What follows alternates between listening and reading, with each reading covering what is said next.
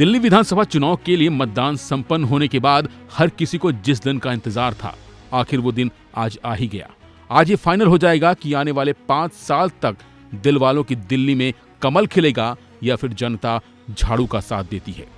हालांकि कांग्रेस भी इस रेस में शामिल है, लेकिन जिस तरह से रुझान मिले हैं उससे ये साबित हो रहा है कि कांग्रेस अकेले सरकार बनाने के आंकड़े तक नहीं पहुंच सकती। जब से जनता ने अपना मत ईवीएम में कैद किया है, उसके बाद से ही सत्ता की चाबी के लिए चुनावी गुड़ा भाग शुरू हो गया था और अब फैसले की घड़ी है। अब जब ईवीएम से जनता का फैसला बाहर निकलेगा तो हर किसी को यह पता चल जाएगा कि आने वाले 5 सालों तक दिल्ली का बॉस कौन होगा। वैसे इस बार दिल्ली चुनाव में पूर्वांचली, मुस्लिम, दलित गठजोड़ के साथ ही निम्न और मध्यम वर्ग में भाजपा की सेंध ने विपक्षी आप और कांग्रेस की चिंता बढ़ा दी है। चर्चा है कि भाजपा ने बड़ी संख्या में इन दोनों समूहों के मतदाताओं का गहरा असर किया है।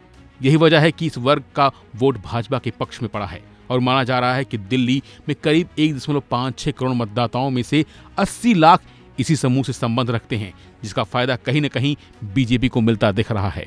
आम आदमी पार्टी के सामने सत्ता बचाने की चुनौती है, लेकिन एग्जिट पोल के आंकड़े इससे उलट हैं। हालांकि एग्जिट पोल के अनुमान हर बार सही साबित नहीं होते हैं, लेकिन इस बार दिल्ली में एग्जिट पोल के नतीजे सही साबित हुए तो बीजेपी यहां लगभग 27 साल बाद सत्ता में वापसी कर लेगी। अगर आम आदमी पार्टी हारती है तो ये पार्टी के लिए बड़ी हार साबित होगी।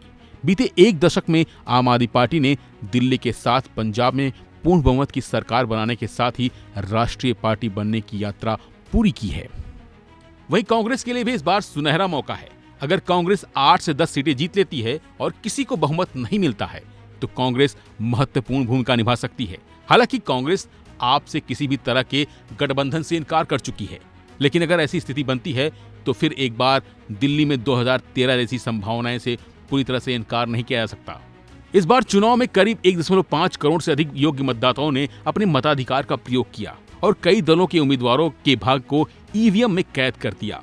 70 विधानसभा क्षेत्रों में कुल 699 उम्मीदवारों, इसमें 603 पुरुष और 96 महिलाएं शामिल हैं, ने चुनाव लड़ा।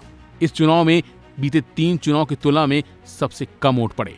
वैसे इस बार चुनाव में 60% से ज्यादा मतदान हुआ है। मतदान के दौरान हालांकि आम आदमी पार्टी और बीजेपी ने एक दूसरे पर पैसे बांटने के और फर्जी मतदान सहित गड़बड़ी के आरोप लगाए। वैसे पिछली बार 62.59% मतदान हुआ था। पिछले चुनाव में अरविंद केजरीवाल के नेतृत्व वाली पार्टी ने 70 में से 62 सीटों पर जीत दर्ज की थी, जबकि भाजपा को सिर्फ 8 और कांग्रेस को 0 सीटें मिली थी। फिलहाल के बस इतना ही। बाकी अपडेट के लिए बने रहिए वन इंडिया हिंदी के साथ।